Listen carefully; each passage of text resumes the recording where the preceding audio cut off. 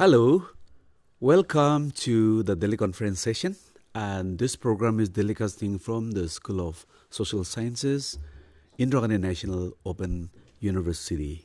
My name is Zuchamo Yanthan. I'm a professor in Library and Information Science, School of Social Sciences, and with me is Professor Parmod Kumar from School of Humanities. Well, today's topic is titled as Communication Styles, and this program is for the students of BLIS, and the subject code is BLI 225, and the title is Communication Skills. We have been having a discussion on various topics of communication skills, and today we have titled the discussion as Communication Style. And in this particular discussion, we have structured our presentation with some of the objectives to carry forward. One is understanding communication styles, and the second one is why study communication styles, and what are the different types of communication styles, and why it is important to identify one styles of communication, and how does communication styles create an impact not only in a social life but also professionally. And finally, we would like to address whether there is any way to change one's communication style.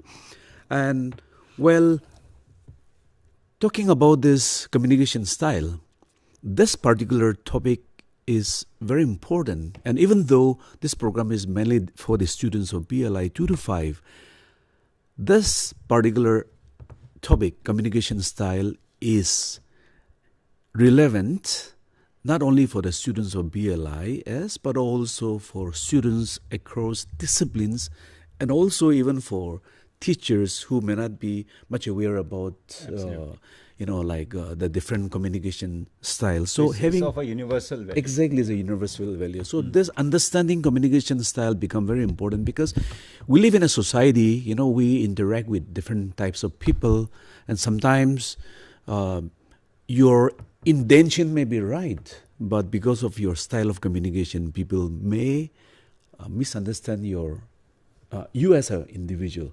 And that's the reason why it becomes very important for us to understand the right style of communication, so that be it in our personal life, be it at a workplace, or be it in the classroom, we will be able to effectively utilize the right style of communication, and that may help us building up a better relationship, and also that may help us to create a better impression and also develop a better credibility, right? So maybe we'll go straight to the topic.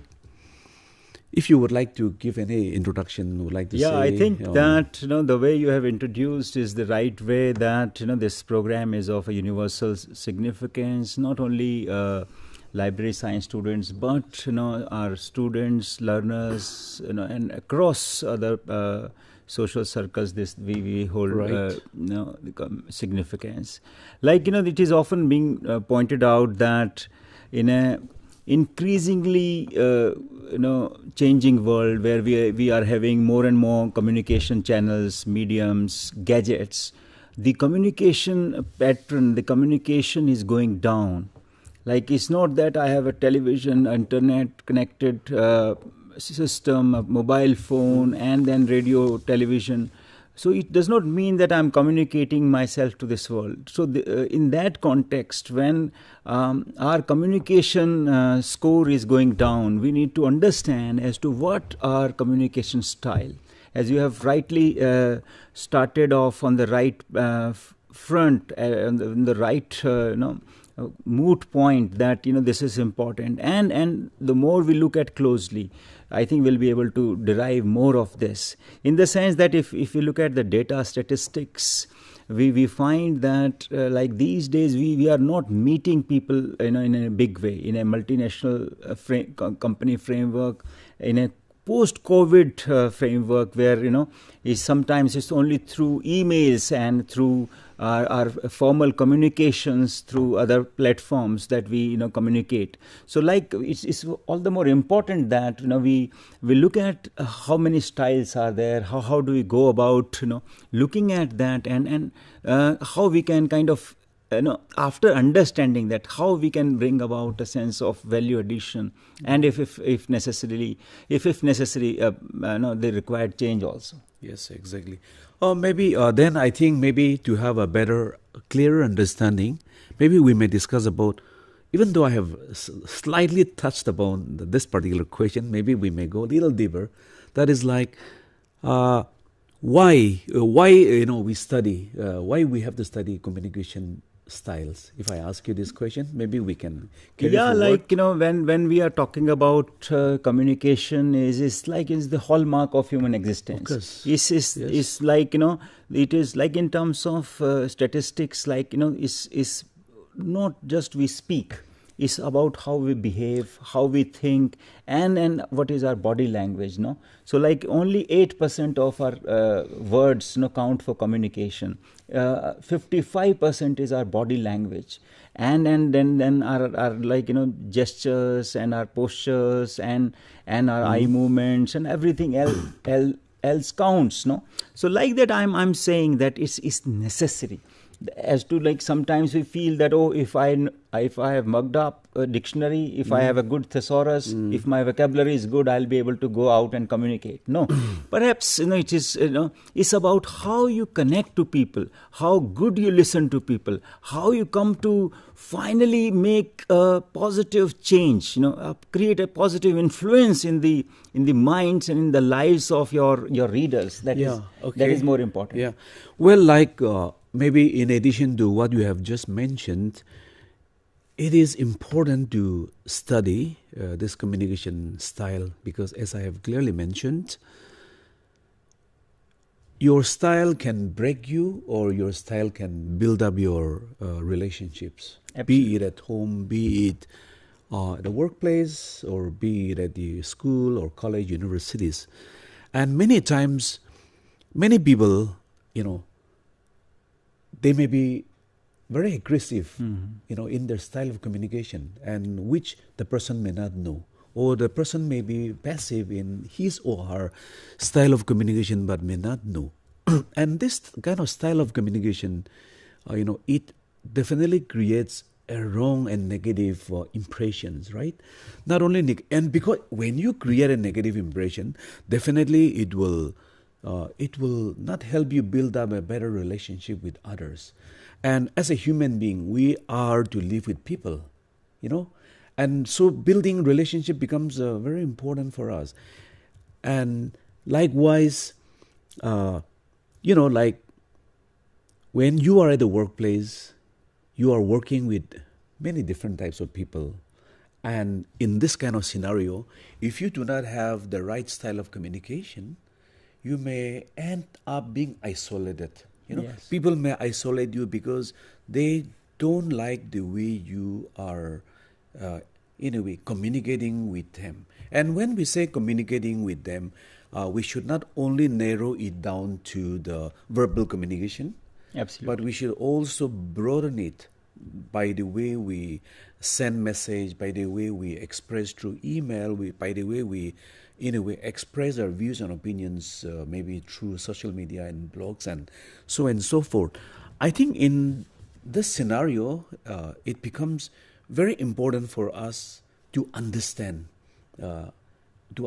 communication style, and to put a positive practice of the right style of communication. And as I have said, by putting by using the right style of communication, it definitely helps you to deliver your ideas and opinions and messages in the right way. And secondly, it definitely helps you avoid misunderstanding, conflicts, be it at a social, circles, or at the workplace, or at the institutions. And so it helps us to build up, again, better relationships. and then it foster, a positive social environment. Yes. So with this, I think it becomes very important for us to understand and study this communication style. And maybe we will move forward. Maybe if you would like to highlight some of the different types of communication style. Yeah, like you have rightly pointed out that it's not about just saying; it's about communicating. Yes, yes. In a Hindi ghazal, like it says that जिस्म की बात नहीं थी उनके दिल तक जाना था. No, so it's not about just saying something through our lips, but it's about reaching out somebody's heart. No, like that. So when we are talking about the broad categorization of styles. Like we have a binary where we have aggressive style on the one side and then the passive side on the other. Like two kind of broadly, like in a sense contradictory. Like in passive you are always very silent, very you keep all your ideas to yourself, and then in the aggressive posturing you are like always attacking, sometimes bordering on disrespecting others. Yeah. So like we need to be like these two are like just like we have personality types, extroverts and introverts. So like is two broad binary formations, and we need to kind of step beyond that. It's not good that if you keep all your ideas to yourself, or you are speaking all the time, not listening to others in an appropriate manner. Likewise, you have two other categories in that, you have passive aggressive, and then, in a way where you are like, all the time very assertive. No, so passive aggressive is like just like we have in the personality type. You have ambivert, like mix of both, where you sometimes keep a lower profile, sometimes you overstep. I think that in the sense that when we are talking about personality styles, I think the last one where you have the bit of assertiveness, where you have studied the audience, where you have studied the subject matter, where you have all the relevant points, statistics, data, and social aspects of that in your kitty under your belt. I think then you can communicate even more. So yes, in the broad thing, where you have like gender styles, like how men and women speak. You can look at it the styles from that perspective also. In terms of, you can subdivide communication styles from cultural point of view also, where you have in some countries, like people don't speak that much. In some countries people are often like so. You can look at the categorization or subdivision of styles from like broad in a broad sense, then gender-based division, and then culture-wise or country-wise. Likewise, we have these categories, and we need to kind of look at ourselves. We can look at a subgroup that we have. We can kind of study this on the basis of a classroom that we have, or in a business framework if we are talking about the team that we have. And we can work on improving that, how we can leverage, how we can build upon the communication framework that we have. Okay, maybe I will add something to that. Of course, you have clearly mentioned about the main four types of communication styles. The first one is the passive, the second one is the aggressive style, and the third one is the passive-aggressive style, and the other one is assertive style of communication. Well, as you have clearly mentioned, like the passive is somebody who is unable to, first of all, assert their rights. Also, number one, they are unable to express their views and opinions, right? Bit of complex, perhaps. And at the same time, and because of which, there is a misunderstanding, because definitely if you come to me in a passive style of communication, you will not impress me, right? Number one. Now, aggressive style of communication, that is where you consider yourself actually more above the others. You are always in an anger way, they tend to blame others, and they are always hostile and aggressive in their approach, disrespectful of others, and also intimidating. So when you are communicating with maybe your co-workers in office, or be it in a classroom, or be it at a social circle, with this style of communication, definitely you will not be able to create a much better, you will not be able to create an impact. The other person may not like to see you next time, right? So that's the reason why it is important for us to know what is aggressive style of communication.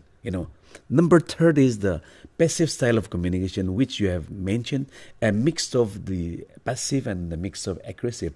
Well, it's called a double phase, because outside they may look passive, but actually inside they are not actually passive. They are, like they have a different attitude or something else. And of course, like they are passive on the surface, as I've said, but actually expressing their anger indirectly, and they tend to be sarcastic, unreliable, and as I have said, is a double face, which means like, you are not what you appear outside. And so these are, secondly, like now, you come to me or somebody you meet at the workplace or outside, somebody is having this style of communication, definitely that will also not create a good impact. Now the third one, which you have mentioned, that is the assertive style of communication. That is where you are able to confidently express your ideas, opinions in a very confident and in a right way. At the same time, you are also being very respectful of your rights and the rights of others. And it is assertive is to be the most acceptable and the healthy and the right style of communication, which is to be practiced. So that's why it becomes important for us to know all these different style of communication. And when you know it is, maybe we may be able to, in a way, express in a much healthier and a better way. Maybe we'll go forward again. The next, maybe we can discuss about why it is the third one we can discuss about maybe why it is important to identify one style of communication.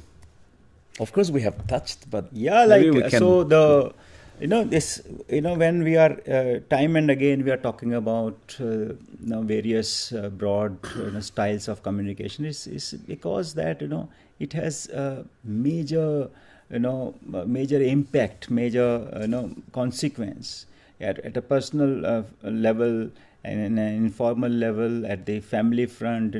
We may disrupt our relationships if we are not careful about this. On the business front, in a business organization, it will lead to business losses. It will lead to, say, loss of trust, loss of credibility, and then kind of sometimes irreparable damage to your clients. And there has been enormous study on this, where data has proven that once the communication style is not up to the mark, it has led to not only short-term losses but long-term losses, which is highly dangerous for a company. So it's important that we understand, we realize, we at a regular interval we study as to how we are talking to each other. Do we understand the audience? Are we listening to our audience on a regular basis? It includes the communication styles. Are we collecting feedback? Are we correcting in a manner which is not ambiguous, which is clear, concise, and correct? And also, sometimes, you may kind of bring about some changes, some a degree of change depending on the unique audience that you have. You cannot just communicate something universally. In fact, you'll have to cut that to a different size once you realize, oh no, you are talking to, because in a multicultural situation, in a say for example our country, where our students are spread across the whole, like India is like a microcosm of the whole universe, so like we have to look at it like that. When we package our study material, we take extra care that we will be able to reach out to our diverse audience, from which belong to different cultural groups, and we are sensitive, we are communicative at the same time, empathetic, and we do not at all allow the major communication output to be compromised in that sense. So yes, when you are asking about significance, at all levels, and at a business level, it has to be like very very very strict, very very professional, and not an iota of ambiguity there. Oh yeah, maybe I can also add something else. As we are discussing about why it is important for us to identify our own style of communication, I think we have already clearly mentioned that it is important because it is your communication style that is going to help you build relationships, that is also going to help you score better at the interviews, right? Because most of our students, after completing their maybe graduations, master's degrees, they will be seeking for a job, and they have to face the job interview. And in such kind of scenario, it is important for them to put forward the right style of communication. And so it is important because only when you are able to know your style of communication, you are able to, anyway, polish yourself, refine yourself, absolutely, and bless it in the right manner, so that it works in your favor. Be it I continue to use social, or professional, or at the institutions, and so that's why it becomes very important for us to identify our own style of communication by, in a way, asking people, because one might not know. One may be very habitual of, in a way, communicating in a very aggressive way, and might not know, right? And so it is important for all of us to know our style of communication. And I might be putting forward a passive-aggressive style of communication, which also doesn't create a positive image, indeed, or impression. So likewise, as I have said, it becomes very important for us to identify what is our habitual style of communication, and that we, in our day-to-day communication, that we put across, So that's the reason I think it's so important for us to identify our style of communication. Maybe we'll go forward. Of course, we have already covered most of the things. No, but so how we can improve? I would like to. Of course, you have already answered, and also you have also put across your views on this. But maybe if I ask you, to share your views, how the style can create a better impact in our social or professional life, how would like to? Yes, this is a question which, once we have discussed all the aspects, we should look to improve upon that. Once we have looked at ourselves in the mirror, we all the whole purpose is to come to terms with a sense of remedial framework. Some critics argue that, some people are born communicators and some people are just like, they can never improve.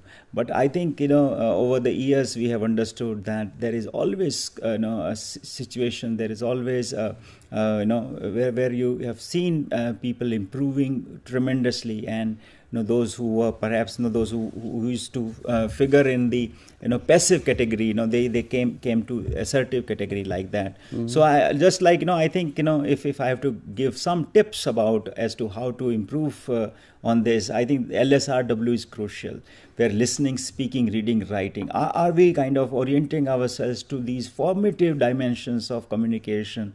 Are we reading, in a manner that we are exposed to new ideas?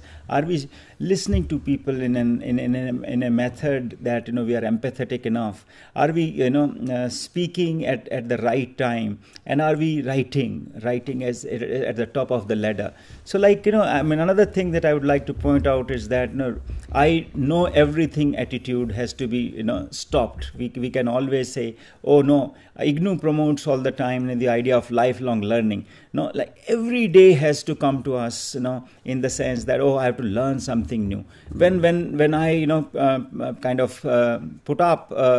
put on a very thick high cap and I say, oh no, I won't listen to anyone. That is not how it should be. So knowing life, knowing the changing life, how to acclimatizing, how to adapt to that, how to kind of create space for others, how to create empathy, truthfulness, sincerity, correctness, completeness, all those aspects are when we are analyzing ourselves, when we are doing a kind of looking into the mirror exercise, it is important that we look at all these attributes. Reading a good book every day, reading newspapers, and there is so much.